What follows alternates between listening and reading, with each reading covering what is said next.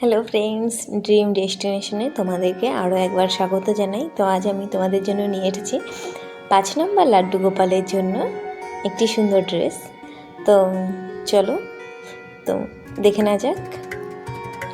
প্রথমেই আমি এখানে 17টি চেন দিয়েছি। তো 17টি চেন দেওয়ার পরে দেখতে পাচ্ছ 3টে এক্সট্রা চেন দিয়ে নিয়েছি। আর চেন নেওয়ার পরে আমি এখানে প্রতিটিতে একটি করে ডাবল ক্রোশিয়া করে নিয়েছি। তো এখানে আমার টোটাল কিন্তু 18টি ডাবল ক্রোশিয়া হয়েছে। এবার দ্বিতীয় লাইনটিতে আমি এখানে প্রতিটিতে 2টো করে ডাবল ক্রোশিয়া করে নেব। তো 2টো করে ডাবল ক্রোশিয়া করে নিলে আমার এখানে মোট 36টি ডাবল ক্রোশিয়া হবে। তো দেখতেই পাচ্ছ। এরপরে এখানে আমি 3টে চেন দিয়ে তারপরে এখানে একটি ডাবল ক্রোশিয়া করব।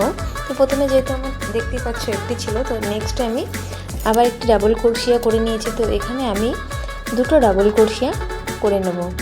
তো এভাবেই এই লাইনটা আমি সম্পূর্ণ করব। এখানে একটি ডাবল ক্রোশিয়া, নেক্সট আবার একটি ডাবল ক্রোশিয়া, তো পরেরটিতে এখানে 2টো ডাবল ক্রোশিয়া। এভাবেই এই লাইনটাকে আমি পুরো সম্পূর্ণ করে নেব। এরপরের লাইনে, চতুর্থ লাইনে শুরুতেই দেখতে পাচ্ছ 3টে চেন। তো 3টে চেন করে নেওয়ার পরে আমি এখানে 6টি ডাবল ক্রোশিয়া করে নেব। তো আমার টোটাল এখানে হয়ে যাবে 7টি ডাবল ক্রোশিয়া। তো 7টি ডাবল ক্রোশিয়া করার পরে আমি কিন্তু এখানে 10টি ঘর বাদ দেব।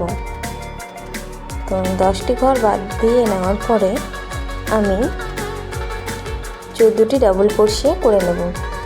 আর আগে যে আমরা তৃতীয় লাইনটা করেছিলাম, তৃতীয় লাইনে কিন্তু আমাদের 48টি ডাবল ক্রোশিয়া হবে টোটাল। তো সেই হিসাবে 48টাই তোমাদের করে নিতে হবে, কম হলেও হবে না, বেশি হলেও হবে না। তো দেখতে পাচ্ছ মাঝখানে আমরা 14টি ডাবল ক্রোশিয়া করে নিয়েছি। তো চতুর্থ লাইনে তারপরে আবারও আমরা 10টি ঘর বাদ দিয়ে 7টি ডাবল ক্রোশিয়া করে নিয়েছি। তো এটা চলে আসলো আমাদের হাতের পোর্শন, যেটা সেটা লাড্ডু গোপালের। তো পরের লাইনে আমরা প্রতিটিতে একটি করে ডাবল ক্রোশিয়া করে নেব।